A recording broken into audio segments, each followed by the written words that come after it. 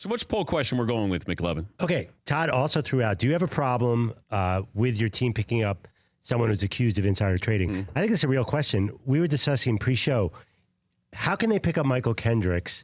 And is this crime different than what other players have been accused of and had troubles with the league?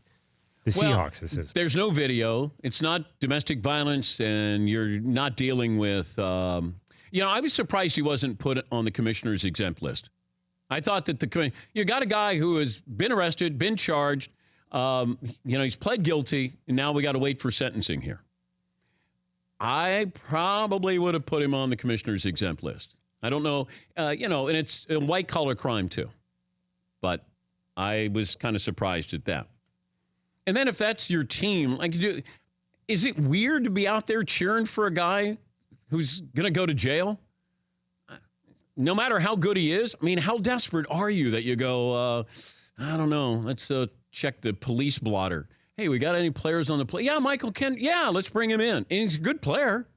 But we cheer for other guys who have really heinous crimes in their past. Yeah, no. It's like Tyreek Hill. Like there's guys who are playing now that, we cheer. Yeah, Paulie. One of the articles I'm reading about Kendricks is facing up to 25 years in prison when he's sentenced in December. He should also aid the Seahawks pass rush that was lacking in the season opener against Denver.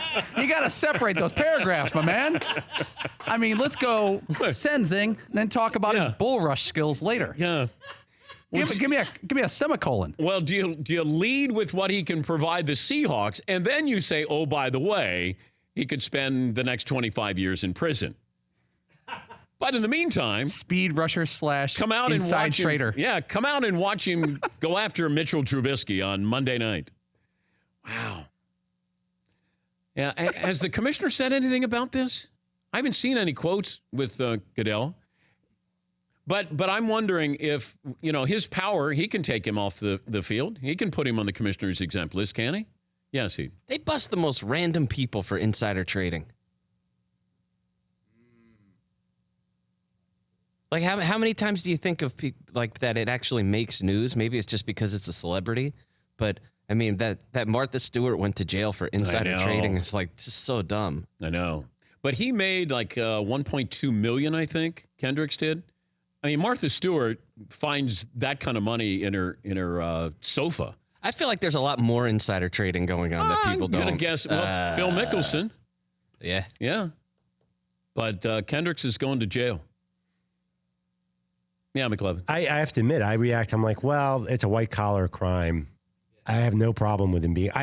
Instinctually, I don't have a huge problem with seeing him play Sunday or Monday night rather. Okay, but what crime would you have a problem seeing? Domestic violence.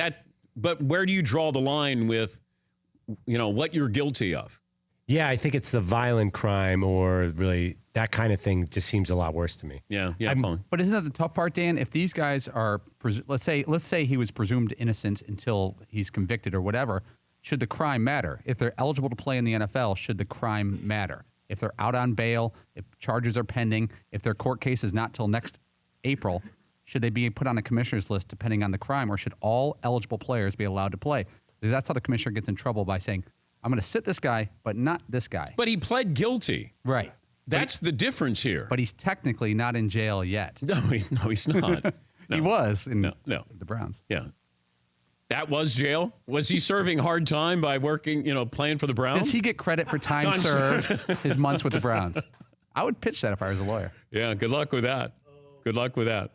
Yes, Fritzy. And it still has the word crime or criminal at the end, whether it's white collar, blue collar, whether it's domestic violence or embezzlement, fraud, whatever it is, there's still a word crime at the end. And that's basically the question. If it's any kind of crime, should you be able to continue playing? I think the fact that he has pled guilty, that would be the difference in this. If your case hadn't come up yet, you were pleading not guilty, then I could understand where, maybe you give them the benefit of the doubt to be able to play. Yes, Eden. All crimes are not created equal. Absolutely not. And whether or not that the end of the word is criminal or crime, a guy who kills a bunch of people is not the same as a guy who steals some things. They're just not the same at all. Yeah, we know that. But the point is if you're guilty of domestic violence, you're not going to prison as much as the insider trading. He's going to prison. And they're talking about a long jail sentence. So as much as we look at the heinous crimes of domestic violence, these guys weren't going to jail. This is insider trading, which, okay, how many people did he hurt? And it's a white-collar crime. They're talking about a long prison sentence for this guy. Yeah, Paul. But it's also tough when someone's accused of a crime, even if the charges are heinous. What was the linebacker from the 49ers? He was charged of an awful crime. People said, this guy should be cut. Foster. He should be released. He should be out of the league. It turns out he may have done nothing there. You could always go back to Duke lacrosse. Their coach was fired.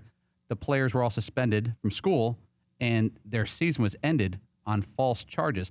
So it's tough to take away something from someone before they've been convicted.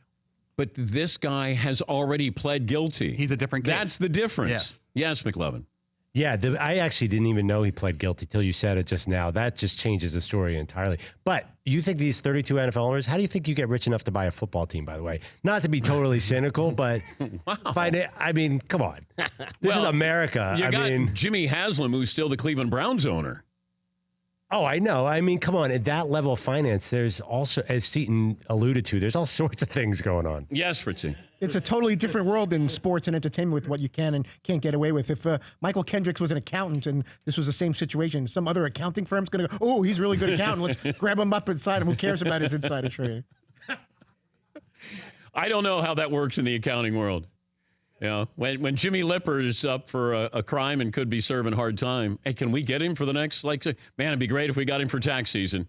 It'd be really good. He'd be a nice little free agent here. Yes, McLevin. Who are the Cleveland Browns of the accounting world? I do not want to hire them. For more Dan Patrick Show, tune to Audience Channel 239 on DirecTV or download the Dan Patrick Show app.